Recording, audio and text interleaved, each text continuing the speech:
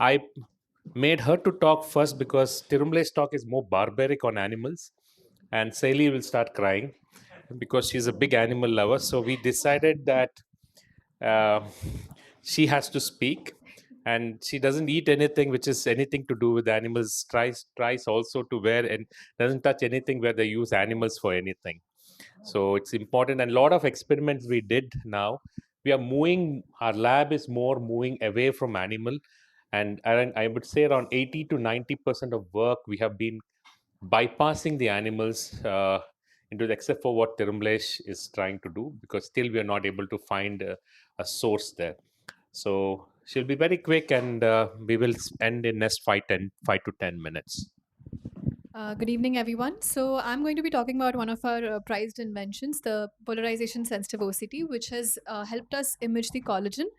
Why is this important? So with the evolution of screening indices in refractive surgery, we have a lot of tools at our disposal. We have the tomography, the biomechanics, the anterior segment OCT. And while these certainly have made our lives easier, we still have dilemmas where we end up with cases such as ectasia. Now, there are patients with absolutely normal topography and biomechanics that end up in ectasia, and similar kind of topography may not. What are the current screening indices missing in these cases? Another thing that we face is when the topography and the biomechanics don't end up matching, and we wonder which one to go ahead with. And also, the postoperative outcomes that we see in a lot of our cross linking patients tend to be variable, so we don't know what exactly is happening here. Where are we going wrong? Now, while the present day indices which we're using, such as the tomography, biomechanics, all of these assess the corneal surface and the corneal structural integrity, they do not provide much information on the corneal microstructure. We all know that the disease, any ectatic disease, starts in the stroma. It starts with the collagen. So while we are assessing the surface, we should be assessing the stroma. We already have some modalities for these, such as scanning electron microscopy, in vivo confocal microscopy, and lysyl oxidase, and these tend to be either cumbersome or invasive and are not always feasible. So that is where we introduced the polarization sensitive OCT. We built it with collaboration with the Medical University of Vienna. And basically, the principle is that it measures the manner in which the light incident on the cornea is altered. So it measures the alteration in the polarization status of the light. And this is the information that it gives us: the epithelium thickness, Bowman's stromal thickness, the collagen orientation, and the OCT image. And it is the first ever tool to quantify the Bowman's layer thickness, which is in clinical use. And this is how we interpret the map. So basically, the normal arrangement of collagen fibrils in the human cornea is a checkered arrangement. So you have least phase retardation at the apex, and it continues increasing towards the periphery, where the arrangement of collagen fibers is denser. This is how these are the results that we noticed, where in normal corneas the arrangement of collagen was what we previously saw. With FFKCs and suspicious corneas, there was partial loss of orientation and arrangement of collagen, and you can see what happened in keratoconus eyes, where there was complete loss of orientation and collagen arrangement. So how is this useful to us in the clinics? It can help us guide when there are dilemmas with respect to topography and biomechanics. We can always resort to this, where patients with normal PR and thick Bowmans, you have your own preference. In patients where there is a mismatch, you would rely on the refractive error to decide which surgery to go with. And in cases where both are abnormal, it would be safer for the patient to undergo a phakic IOL. We also assessed the post-operative change in PSOCT, and we found out what we already know, that PRK causes minimal change in the collagen orientation, and there is moderate change with SMILE, and the most significant alterations are seen with LASIK. So we already knew that histopathological changes in the collagen tend to precede clinical changes in ectatic disease, and there is a paucity of technology in investigating these.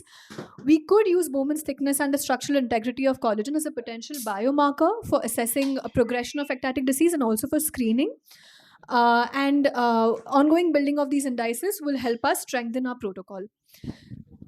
This is our ongoing work where we are also assessing the fibril orientation of collagen, and that has helped us assess the results of cross-linking, where the disrupted orientation tends to improve after cross-linking, as you can see in this patient. Thank you. Yeah. Thank you, Saili. Any questions for her? And the first question is, when is it going to come? Oculus is one company which has been very keen on this. At least there are 2 or 3 other companies where they want to incorporate in the next generation OCT, because the most beautiful power is to look at collagen itself.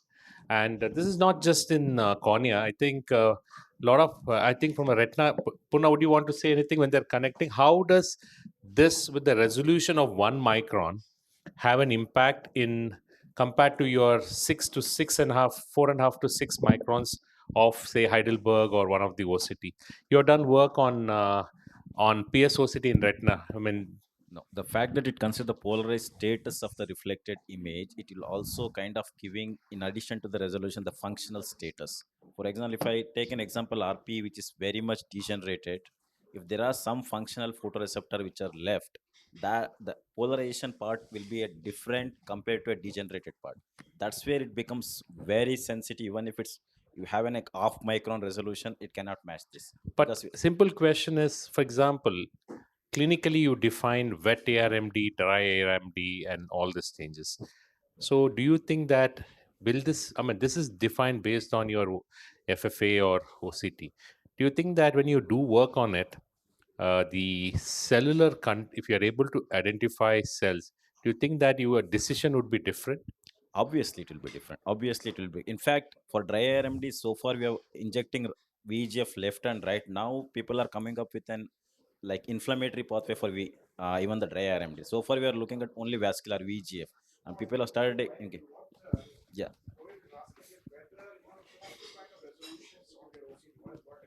Hmm.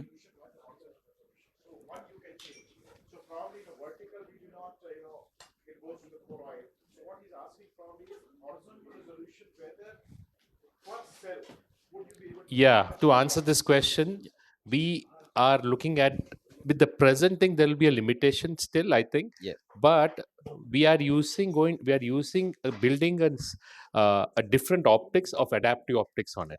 If you build an adaptive optics, your resolution becomes less than 1 micron, and minute you see that, you will start seeing rods and cones. Yes. And also the major limitation, these are central disorder, the focus is very important to capture these images. That is one thing. Once we have the adaptive, that might answer the question, and also it will make life easier for us. Thank